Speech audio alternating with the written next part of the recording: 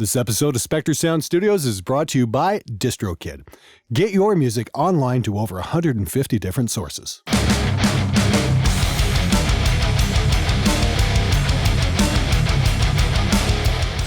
Hey everybody, how's it going? Welcome to SMG Viewers Comments, episode number 83.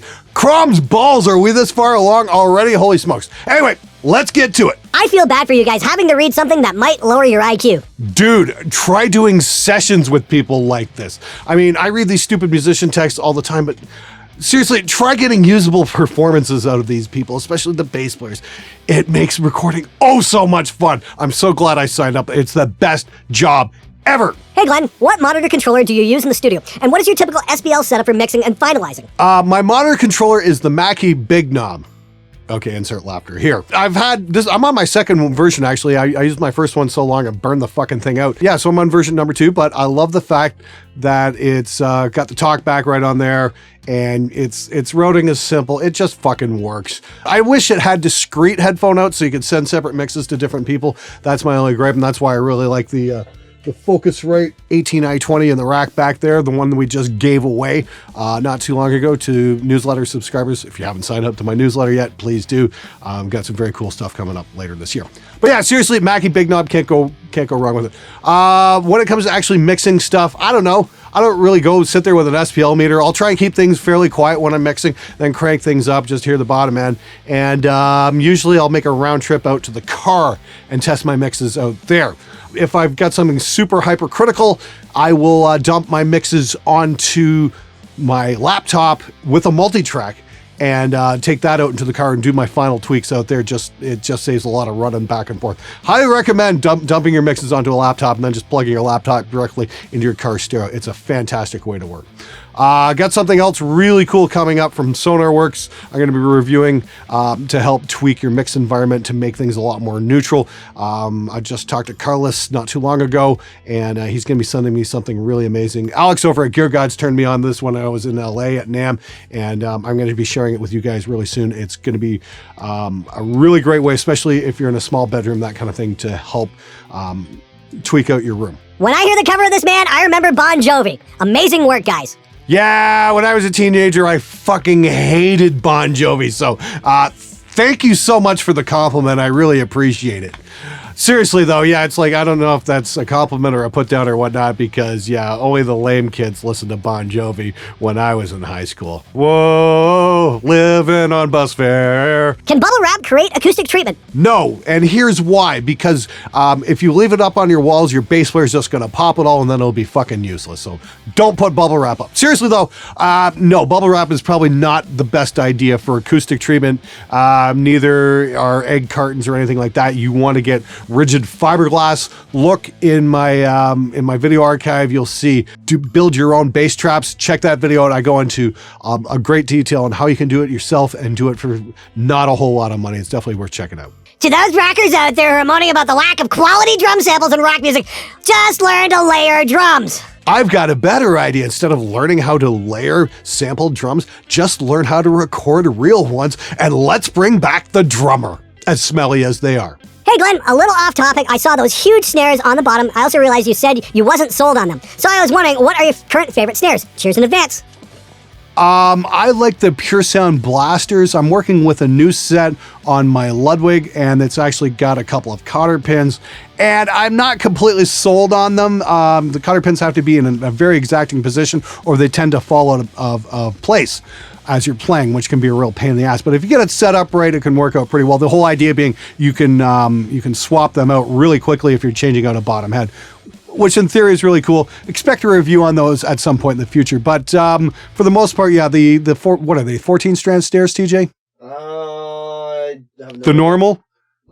Ask a drummer about how many strands are on a snare. Yeah, and then you got, okay, so that's what we're dealing with here. The big ones are the 42 strand snares. Like I said, I was experimenting with those for a few years ago. I was searching for a crack sound. Turns out it wasn't that. I was just needed the drummer to play rim shots.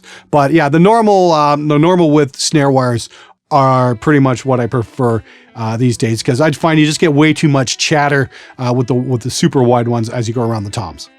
Okay, everybody, this episode of Stupid Musician Text is sponsored by DistroKid. DistroKid is the service that gets your music out to multiple online retailers and saves you the hassle. They'll put your songs up on the majors like iTunes, Amazon, Google Play, and Spotify, sometimes within hours of uploading, plus over 150 smaller online music retailers as well. This works for bands, solo artists, you name it. If you're making music, DistroKid is a great solution for getting your music heard.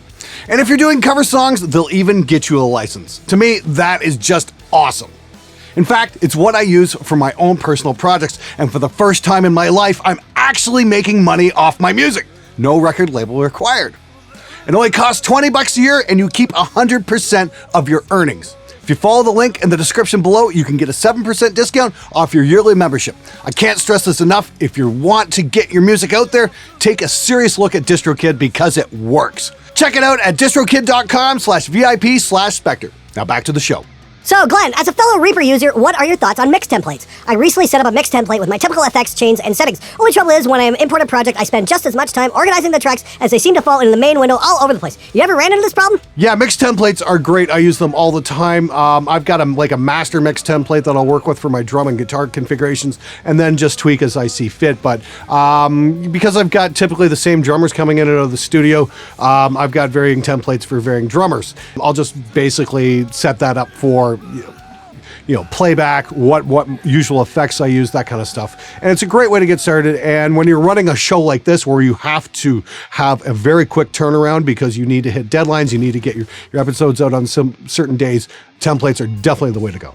As for your second thing where you're saying, you drop files in and they don't line up and that kind of thing, if you check out my video, How to Prepare Your Tracks for Professional Mixing, I go into great detail on how to avoid that. It all has to do with having your tracks numbered when you import them. So you got say 00, kick drum, 01, snare top, 02, snare bottom, 03, overhead left, 004, overhead right, and start with the 0 because you don't want anything to get out of place. But seriously, if you do things that way, you just import and everything drops into the track it's supposed to be on. I learned that trick from Frederick Nordstrom way back in 2009 when he mixed a record I worked on. So that's something I've stuck to over the years, and it's just worked absolutely spectacular. What do you think of drummers using an electronic drum kit at rehearsal, but then using real drums in the studio?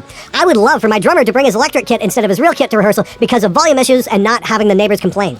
Well, I can tell you this out of practical experience. I've definitely done a couple of records where the band was in that exact situation where the drummer had to rehearse on an electronic kit, and the recordings suffered because of it, because you get weak on an electronic kit. You're not hitting with the same strength. Electronic kit takes a different kind of finesse than an acoustic kit does. An acoustic kit is a lot more physically demanding, so drummers, if they practice at home on electronic kit, I'm not saying all the times, but there's a very good chance they're gonna get weak, and their overall drum sound is gonna suffer if they get into the studio on an acoustic kit, and you're gonna find a lot of glaring deficiencies. I've had that happen on 2 different occasions, actually. Again, I understand this is a real problem, especially where noise and neighbors are concerned. That's why I recommend checking out the John Sayers Studio Design Forum, because he's got some great ways for drummers, the guys who play on acoustic kits, to avoid pissing off the neighbors for not a whole lot of money. Hey Glenn, want to put humbuckers onto Stratocaster? Good idea or not? Why the hell not? Glenn Tipton put some DiMarzio Super Distortion humbuckers into a Strat and played Green Man Alicia, and that record stood the test of time. Do what you want. It's your guitar, man. I mean, some guys say, oh, it's not single coils, it's not a real Strat. To those people, I say, fuck right off. It's a Strat, it's your Strat. Make it the Strat you want it to be. That's what's great about Strats, is you can customize them so easily. You can get different pick guards with pickup configurations and all kinds of crazy stuff. Yeah, try it out, see how you like it. It'll definitely give you a thicker sound. The lead tone might suffer a little bit, but then again, everything's about trade-offs. You're not going to pick up as much noise, but you might sacrifice a little bit of tone. Definitely worth checking out. If you want to hear the difference between Strat with humbucker versus single coil, check out my Can You Play Metal on a Strat video. We go into great detail on all about that. Would you record a jazz record? Absolutely. I've always wanted to do a jazz record. Usually those are the records that are super simple to do. Just basically, you've got to be on your A game when it comes to engineering that, because there's not a lot of close mics on the drums. You're probably going to be using like a Glyn Johns technique and a couple of room mics on the drums. And just make sure you got your guitar mics in the right place and you hit record and let the musicians do the rest. That's what's great about jazz records. Those guys can fucking play, even the bass players. I like Clip B better by itself, but Clip A better in the mix. It also goes to show that your sound you worked on hours on by yourself may not be so shit hot in a mix in the studio with your band. Absolutely 100% right on the money. Yeah, just because something sounds great at your sister's birthday party doesn't mean it's going to work in the studio or in the context of a mix. That's a fantastic observation. I've been screaming that at musicians for years on end, and it's like, look, just because you paid money for it doesn't mean it's right in this context. Always, when you're recording, try and keep an open mind and try a few different ideas out before deciding on your sound, because if you don't have a couple million record sales behind you and a massive worldwide following, you really don't have your sound. Work with the engineer. Maybe you guys can find your sound together. All right, everybody, that's it for this episode. Before I go, I just want to say we're at 186,000 subscribers, and I appreciate every single one of you guys. I've got a really cool contest coming up for 200,000 subs, so if you like the channel, you like the information we give, please hit the subscribe button and help us get there, because we're going to be giving something away that's going to be worth quite a bit. YouTube's been excellent to me, and I want to give something back to you guys, and I want to give you the chance to win something truly amazing.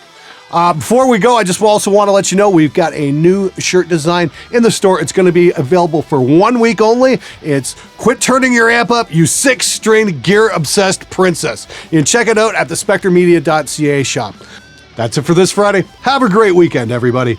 Hey guys, thanks so much for watching this episode. If you like the content, please support the channel either at my SMG shop or through my Patreon. If you want to see more, hit one of the playlists. Thanks for watching. I'm out of here.